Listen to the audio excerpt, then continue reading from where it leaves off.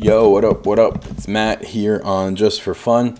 I want to let you guys know that if you put something in the comments or if you put it on my Facebook page, I read it, right? And most of the time, you guys are really great, really supportive. I'm fine in draft if you want to tell me, oh, you could have done this, or you should have done this play, or even in constructed, you could have played this card instead. That would have been a better line, whatever. That's great. That really helps me learn, so keep doing that.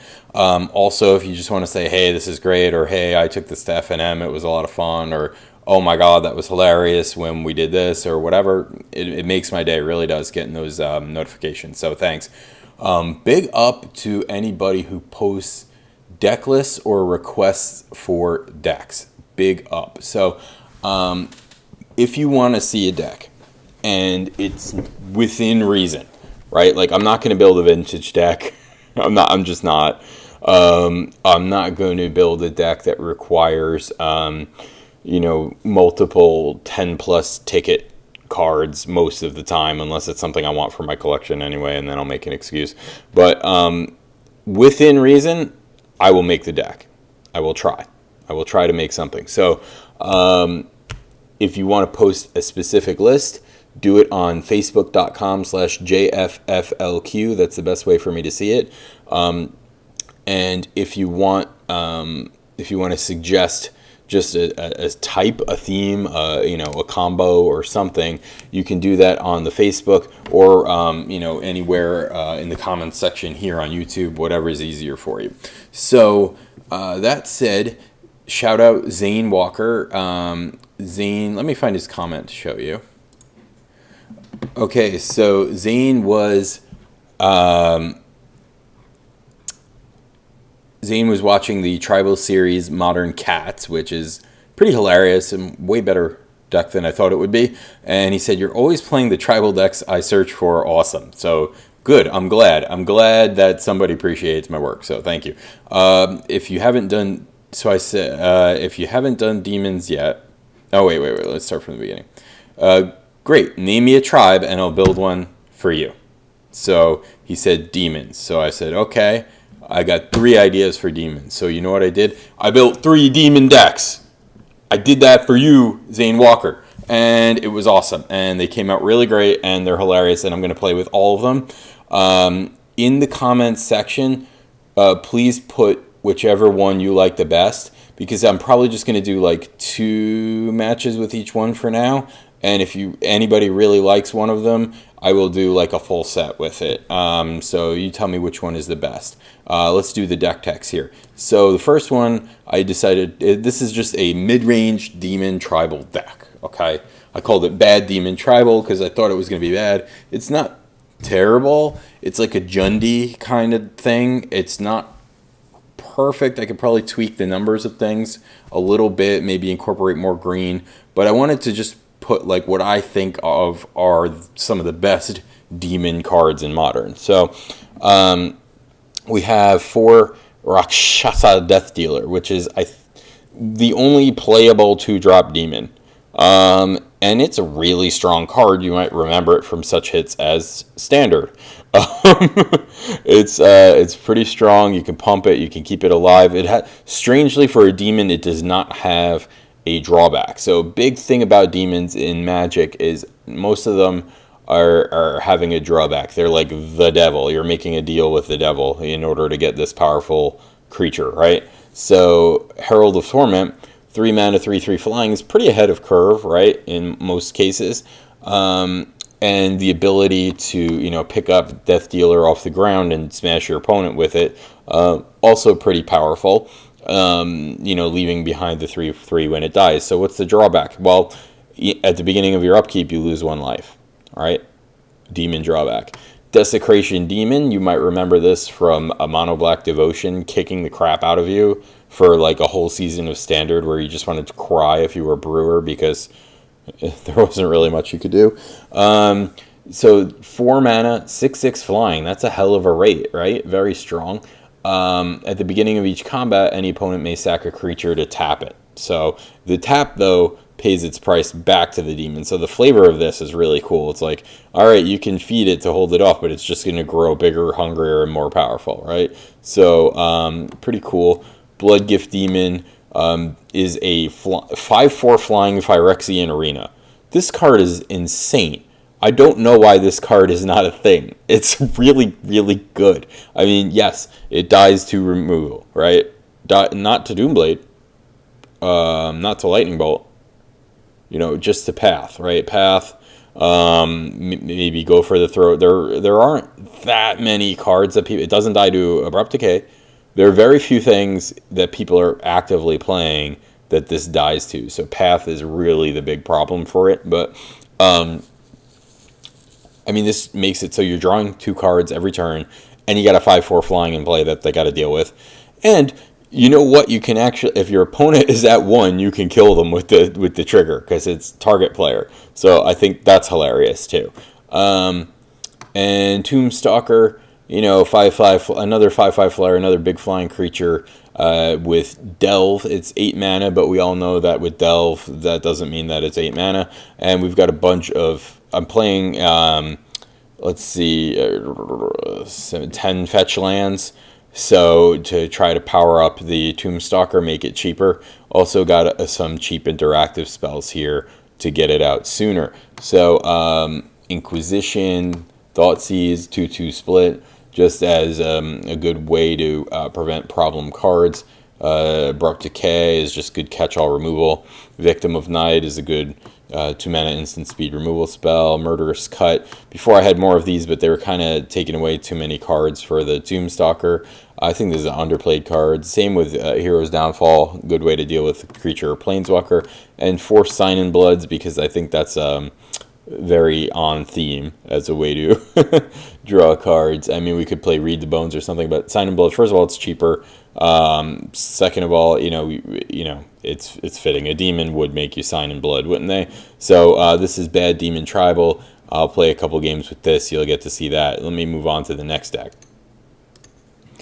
So this is a deck that was near and dear to my heart in Scars Innistrad Standard when I really started a lot of my brewing on Magic Online. And basically, Heartless Summoning is a great pet card.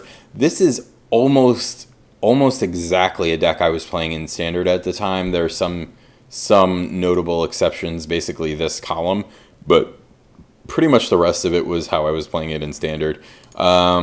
Yes, I did play some other lands like Phyrexi's Core, or you know what? I could throw Mutavaults in here. Why not? Let me just do that while I'm here. I was trying to the other night. I was trying to think of, you know, better lands to throw in there to make it a little spicier, but I just didn't give a crap really because I was tired and wanted to go to bed. But yeah, this. So these are our interactive spells, pretty similar to the last deck. Heartless Summoning, enchantment. Your creatures are weaker by 1/1. You're just being. This is like I'm a lazy planeswalker, so I'm gonna summon these creatures, but they're gonna be just a little bit shitty, just a tad shitty. But I'm gonna save a lot of energy doing it. So this card, first of all, works bonkers with Perilous Mirror. So this card becomes 0 mana shock.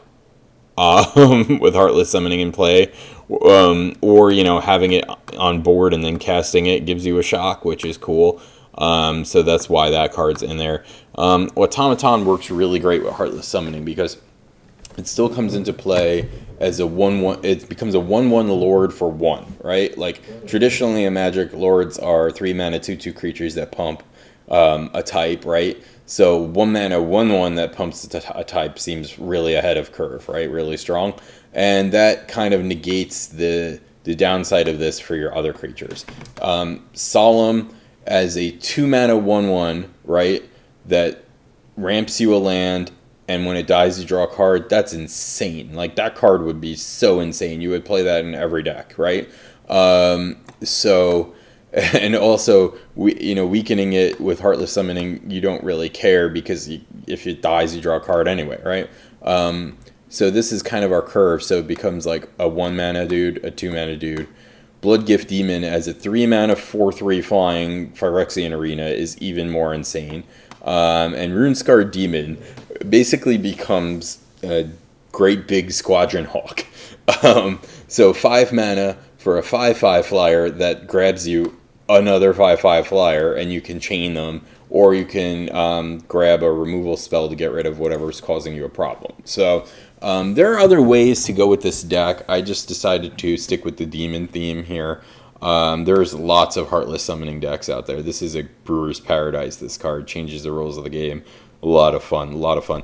And, you know, the deck is also not embarrassing if you don't draw Heartless Summoning, because you do have some interaction, and your creatures are all pretty strong threats in and of themselves. Just landing the Solemn can ramp you toward getting Demon and so forth into play. So, great. Really a lot of fun. I enjoy this one quite a bit. And this one is the biggest, baddest demon deck of all. This is Unwritten Demons. So I've been having the most fun playing this one. So I hope you guys like this one the best. Because when you think demon, I mean, yeah, we've seen some value demons in the other decks, but you think of like big, bad, like mean motherfucker, right? Like the scariest creatures you could think of. So we've got 10 really big, fat, scary demons in the deck. I'll go through them in a moment. And we're just looking at, like, it's like, no, we don't want to play small ball here. We want to throw giant demons at our opponent and just force them to deal with it, right? So how are we going to get there? Well, we've got some ramp spells. So we've got the full 12 mana rocks to try to ramp to either cast the demons, starting at 6. So there's 6, 7, 8, and 9 mana demons here. And we have some Underworld Connections and the Mind Stones to draw us into cards because, you know, there's a lot of air in this deck, right? Like 24, there's a lot of air right here. We've got 8 sweepers that may or may not be relevant, but we're not playing any small creatures, so we don't care about casting these, kill everything, right? And then See the Unwritten. Basically, most likely you're going to hit one demon with this most of the time, but if you have a demon out already, you do get 2 bites at the apple. So if you happen to hit 2 more, it's great. Get to 6, cast this dig, pick your choice of mean fatty. I find it really fun. And when you start going off, like for example, if you get Grizzlebrand in play, draw 7, cast another See the Unwritten, things get out of hand quickly. So we've got the Big Daddy, my avatar, my favorite card, Grizzlebrand, the meanest demon that ever walked the face of Innistrad. And he's awesome. He rules.